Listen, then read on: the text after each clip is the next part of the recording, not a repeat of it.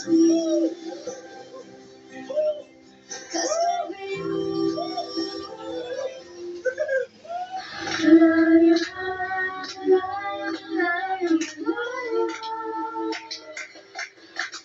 Diyos sa buhay ko'y gumawa ng sarap kanyang dinala.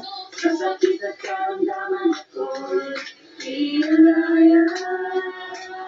Ang kasamalay na ang kalungkutan, pinawin niya na lubusan. Kapangyarihan ng Diyos sa aking naranasan.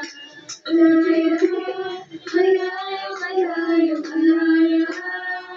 Malaya, malaya, malaya, malaya. Malaya, malaya, malaya. Malaya, malaya, malaya, malaya. Ang Diyos sa buhay ko'y gumawa, naranasan ang kanyang himala. Sa sakit at karamdaman ako'y pinalaya. Ang kasalanan ang kalungkutan at tinawid niya ng lubusan. Kapangyarihan ng Diyos ay aking naranasan. Nice bigaw! Malaya sumayaw! Woo! Malaya sumayaw!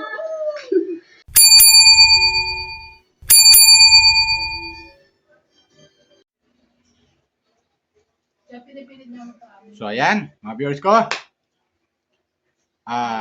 Dito naman po ako. Kumusta po kayo? Kumusta? Hayaan niyo muna pati ko kayo ng magandang umaga, magandang tanghali, magandang gabi sa inyo lahat. Sana kayo pa naman doon na roon. Sana po nasa mabuti yung kalagayan. Lalo na yung mga OFW natin sa abroad. Dito sa Pilipinas, Luzon, Visayas, Mindanao. Welcome po kayo sa aking YouTube channel. Randy Channel, pag-subscribe, like, share, and comment dito sa aking YouTube channel. Okay? At itong upload ko, mga viewers ko, ay patungkol naman to doon sa napad kong upload video ni Kalinga Prab. Sobrang saya nila rito kasi mga viewers ko. Sobrang saya at nakakatuwa silang panoorin at nakakatanggal ng stress. Masabi natin tanggal ng stress. Kaya itong mga upload video ko ay mga good vibes ito, mga viewers ko. Kung saan hinahangaan natin ang katulad ni Kalinga Prab, Pugong Biyahero, na may mga pampagod vibes yung mga upload video nila. At nakakatuwa na panoorin sila mula umpisa hanggang dulo, mga viewers ko. Ngayon, kung di po nyo napanood itong upload video ni Kalinga Prab, yung Rabatubang, yung kanyang family time, at basta puro pampagod vibes, mga viewers ko, yung kanyang, puntahan nyo yung kanyang channel. I-subscribe nyo po siya, mga viewers ko. Subscribe mo natin. Kaya sa akin, siyempre nakasubscribe na ako, bawat upload niya ay pumapasok sa akin at napapanood ko. So nakakatuwa, kaya ito, kumuha ko ng video clip para mapanood natin kung gaano kasaya sila. Ito ay pumasal sila doon sa lugar nila Grace. Isang isla, mga viewers ko, napakagandang isla. Napakagandang isla. Talagang masasabi natin na sila lang doon. Magkakapit bahay sa isla na yon, mga viewers ko. Sila lang doon at napakaganda ng lugar. Panoorin yung pinuntahan nila Kalinga Prab at ng kanyang grupo, ng kanyang team, ng mga scholar niya, ng mga yung mga masabi natin kasama niya doon sa bahay. Di ba? Mga estudyante niya, mga scholar niya. Pumasal sila doon sa lugar nila Grace. Itong si Grace, mga viewers ko, ito ay kapatid niya. Kasi inampon ito ni Kuya Bal nung baby pa. At ngayon malaki na. Ayun. Ang kagandaan ito kay Kalinga Prab, talagang gaano niya kamahal yung mga tunay niyang kapatid, mas mahal niya itong si Grace. Dahil todo ang suporta niya maging sa mga magulang ni Grace. Ang suporta talaga ni Kalinga Prab ay talagang sobra. At masaya silang panoorin at hindi nakakainip, mga viewers. Ito, kumuha ko ng video clip, mga viewers ko. Panoorin natin kung gaano sila kasaya. Okay? At paalala ko lang ulit, mga viewers ko, subscribe po. Kung di pa kayo nakapag-subscribe, mga viewers ng Kalingap, mga Kalingap supporter, mga Kalingap Angel supporter, lalo na sa mga, love team nila, subscribe lang po kayo. Panoorin natin at kayo na humusga kung ano masabi nyo.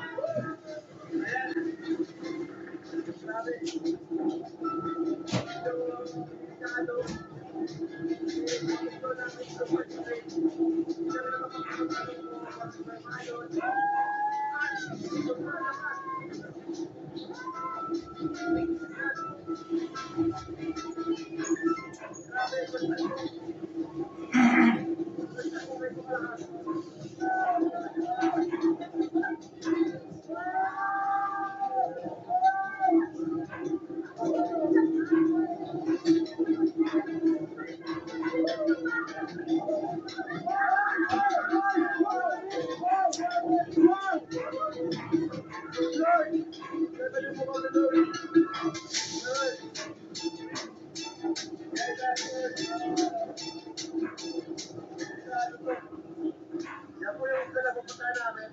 Yan, medyo malapit na po tayo. At yung araw natin, tagilid.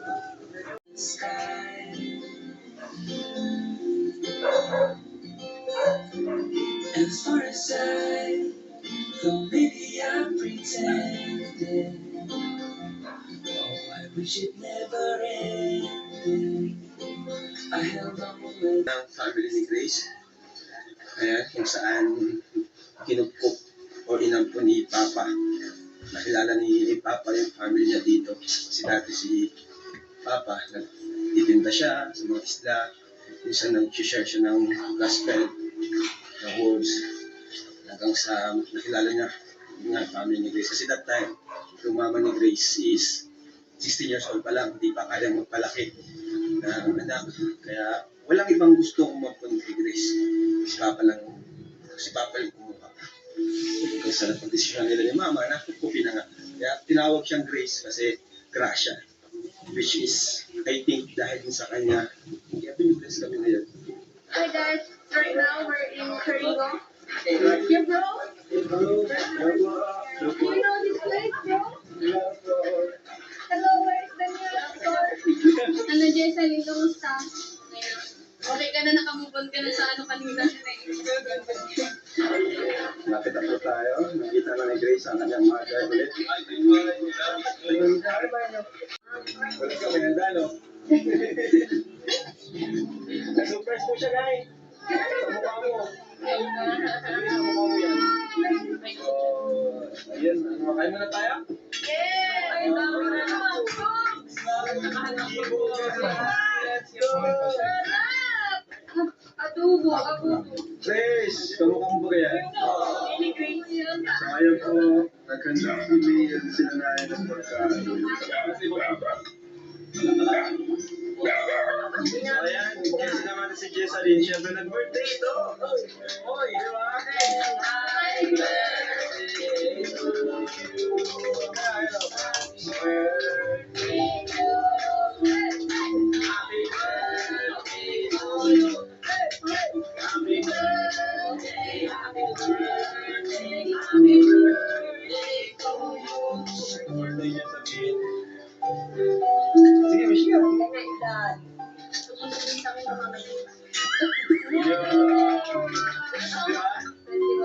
Di ba memorable yung birthday niya? Kasi sa isla pa siya nag-birthday. Kami tayong handa. Asan nanay niya ni Grace? Ayan, Lord. Maraming salamat po sa oras na ito, sa araw na ito ng magandang panahon, Panginoon. Salamat, Panginoon, sa pag-ingat niyo na ating kami ng ligtas sa lugar nila Grace. Thank you, Panginoon, sa buhay ng kanyang...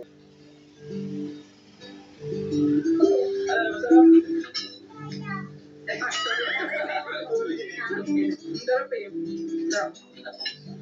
Ano na?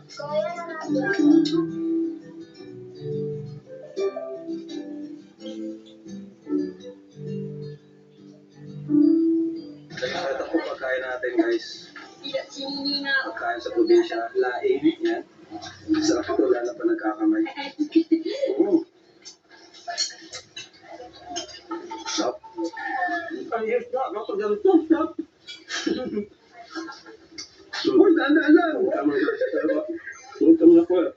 Kaya pa natin marami. Saya ng araw mo ngayon. Saya ng araw mo ngayon. Na-experience mo sumakay ng bangka. Salamat mo sa first time ko na.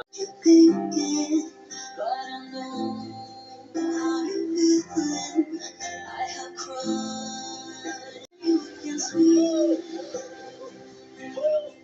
'Cause baby,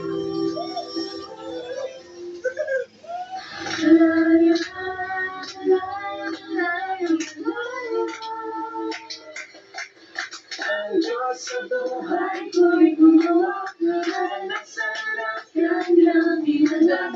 Sa sakit at karamdaman ako'y inalaya.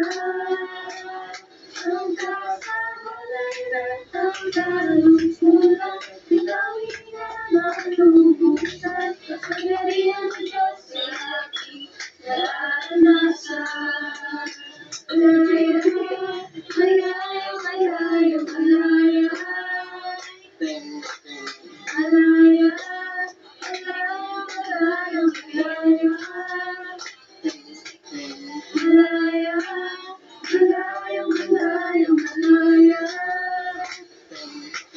Malaya, malaya, malaya, malaya.